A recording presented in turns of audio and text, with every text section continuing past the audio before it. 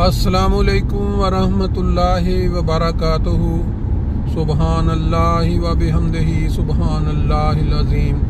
अल्लाहुम्मा सल्लि अला मुहम्मदिन व अला आलि मुहम्मदिन कमा सल्लैता अला इब्राहीम व अला आलि इब्राहीम इन्नका हमीदुम मजीद। अल्लाहुम्मा बारिक अला मुहम्मद व अला आलि मुहम्मद कमा बारकता अला इब्राहीम व अला आलि इब्राहीम इन्नका हमीदुम मजीद। दोस्तों, आज 30 सितंबर 2024 और सोमवार का दिन है। गाड़ियों की तादाद और आनी जानी देख कर आप अंदाज़ा लगा सकते हैं कि आज वर्किंग डे है। सैटरडे संडे वाले दिन इतनी गाड़ियां नहीं है। बात यह है कि हम जो अपने आप को अहमदिया जमात से मंसूब करार देते हैं कि हम अहमदी हैं, और पाकिस्तान के अंदर वो लोग जिनको बचपन से कानों में ये बात डाली जाती है कि ये मिर्ज़ाई, ये कादियानी, ये मुसलमान नहीं है, ये काफिर हैं, इनके साथ बात करना, इनके साथ कारोबार करना हराम है।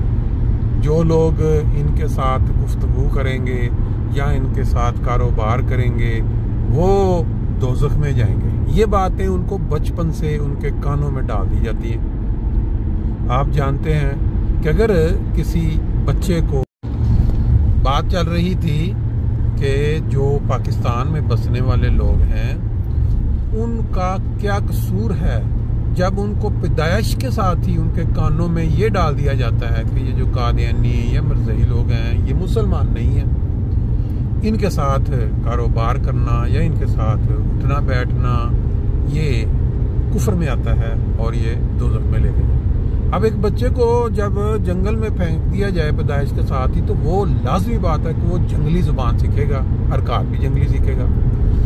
अब जब हमें ये कहा जाता है कि भी हम मुसलमान नहीं हैं, और हम कहते हैं कि हमारे आबाओ अजदाद, हमारे बुज़ुर्गों ने जिस सच्चाई को पाया और हमारी तरबियत की, हम अब इस स्टेज पे हैं, उम्र के उस हिस्से में हैं कि अल्लाह ने हमें ये सेंस दी है सोचने की, समझने की, अपने आंखों से परखने की कि कौन सा काम जो है वो अच्छा है, कौन सा काम है जो नबी पाक सल्लल्लाहु अलैहि वसल्लम की सीरत, सल्लल्लाहु अलैहि वसल्लम के उसवा पे चलने वालों का है, और कौन सा काम वो है जो मुखालफीन इस्लाम या नबी पाक सल्लल्लाहु अलैहि वसल्लम की जो मुखालफत करते थे उनका है। ये तो सेंस अल्लाह ताला ने दी है और ये हर इंसान को अल्लाह ने दी है। आज के दौर में जब हमें कोई ये कहता है कि भैया अल्लाह ताला आपको ये तौफीक दे कि आप राह रास्ते पे आ जाएं, मिसाल के तौर पे बहुत सारे ऐसे लोग हैं जो पहले अहमदी थे, जब उन्होंने कोई अखलाकी हरकत इस तरह की या उन्होंने निज़ाम में जमात के साथ ताउन नहीं किया फैसले पे, उनको सजा के तौर पे खराज हो गया, तो उनके दिलों में जब कीड़ा था, उनके दिलों में पहले ही कोई ऐसी बीमारी थी, वो खुल के सामने आ गई।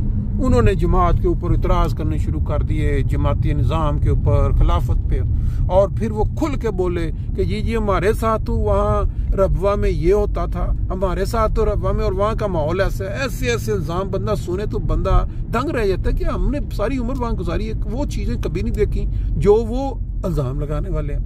सिर्फ ये है कि वो जो कीड़ा है या उनके दिमाग वो खुल के साथ। तो जब हम अक्ल के साथ ये मुवाजना करते हैं कि जिस रास्ते पे हम चल रहे हैं, नमाजें पढ़ें, कुरान पढ़ें, अल्लाह की दीन की तबलीग करें, दुनिया में मसाजिदें बनाएं, गरीबों की मदद करें, कुरान के तर्जमे करें और फैलाएं दुनिया में, एक रास्ता ये है।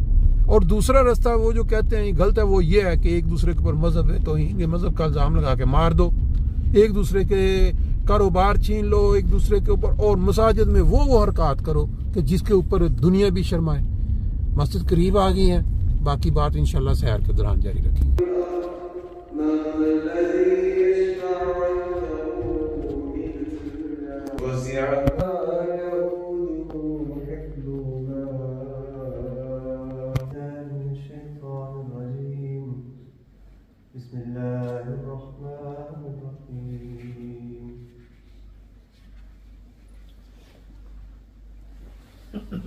वलक़द नअलमु अन्नहुम यक़ूलून इन्नमा युअल्लिमुहु बशर لسان الذي يلحدون إليه أعجمي وهذا لسان عربي مبين.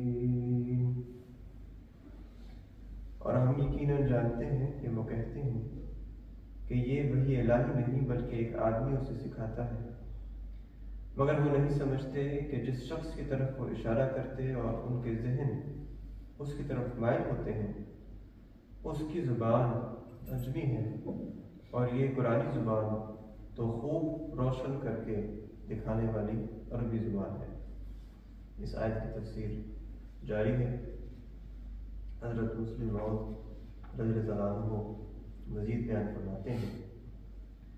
اب میں سورہ فرقان میں اس اعتراض کے جو جواب دیے گئے ہیں بیان کرتا ہوں. کفار کے اس اعتراض کا جواب دیتے ہوئے اس کے دو پہلوؤں کو مد نظر رکھنا ضروری ہے. اول یہ کہ جن کی نسبت کہا جاتا ہے کہ وہ قرآن کریم کی بنانے میں مدد دیتے ہیں، کیا وہ ایسا کر سکتے تھے؟ دوسرے یہ کہ جس چیز کی نسبت کہا جاتا ہے کہ بعض غلاموں نے لکھائی ہے، کیا وہ انسانوں کی لکھائی کوئی ہو سکتی تھی؟ پہلے سوال کا جواب قرآن کریم یہ دیتا ہے کہ یہ سوال نہایت ظالمانہ اور جھوٹا ہے. اس جواب میں اس بات کی طرف اشارہ کیا ہے کہ جن غلاموں کی نسبت کہا جاتا ہے کہ وہ آ کر رسول کریم صلی اللہ علیہ وسلم کو قرآن سکھایا کرتے تھے، ان کے متعلق دیکھنا چاہیے کہ وہ اسلام کی خاطر کیا کیا تکالیف اٹھا رہے تھے. یہ کیوں کر ممکن ہو سکتا تھا کہ ایسے لوگ جو خود قرآن بنا کر محمد صلی اللہ علیہ وسلم کو دیتے تھے، اس جھوٹے کلام کی خاطر رات اور دن تکلیفیں اٹھا رہے تھے. اسلام کی خاطر ان غلاموں میں سے بعض نے جانیں دی، بعض کی آنکھیں نکالی گئی. ایک میاں بیوی کو اس طرح قتل کیا گیا کہ خاوند کی دونوں لاتوں کو دو اونٹوں سے باندھ کر دو طرف چلا دیا اور اس کی بیوی کی شرمگاہ میں نیزہ مار کر اس کے سامنے قتل کیا اور ان کے لڑکے کو بھی سخت ایذائیں دی. اس دوران میں انہیں بار بار کہا جاتا تھا کہ محمد رسول اللہ صلی اللہ علیہ وسلم کا انکار کر دیں تو چھوڑ دیے جائیں گے، مگر میاں بیوی مرتے گئے پر صداقت کا دامن ہاتھ سے نہ چھوڑا.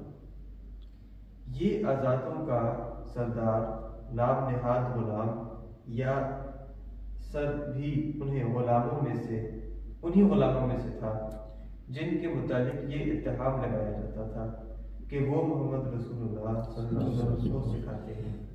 کیا کوئی انسان مان سکتا ہے کہ خود ہی قرآن بنا کر دینے والے محمد صلی اللہ علیہ وسلم رسول اللہ کے نام پر ایسے عذاب اٹھا کر جانیں قربان کر رہے تھے؟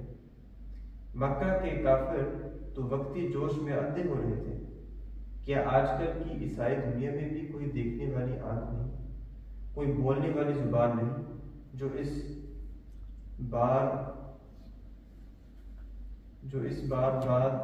دہرائے جانے والے ظالمانہ اور جھوٹے اعتراض کے خلاف آواز اٹھائے؟ اعتراض کا دوسرا پہلو یہ ہے کہ کیا وہ کلام ان غلاموں کا سکھایا ہوا ہو سکتا ہے؟ اس کا جواب یہ دیا ہے کہ جنہیں تم قصے کہتے ہو وہ قصے ہیں ہی نہیں بلکہ پیشگوئیاں ہیں. ان کا اتارنے والا تو آسمانوں اور زمین کے غیبوں کا جاننے والا خدا ہے. یعنی ان میں آئندہ کے حالات بیان کیے گئے ہیں، نہ کہ پرانے واقعات، اور انسان آئندہ کے حالات نہیں جان سکتا اور نہ بتا سکتا ہے. اب دیکھو تو یہ جواب کیسا واضح اور صحیح ہے. اللہم صلی اللہ علیہ وسلم.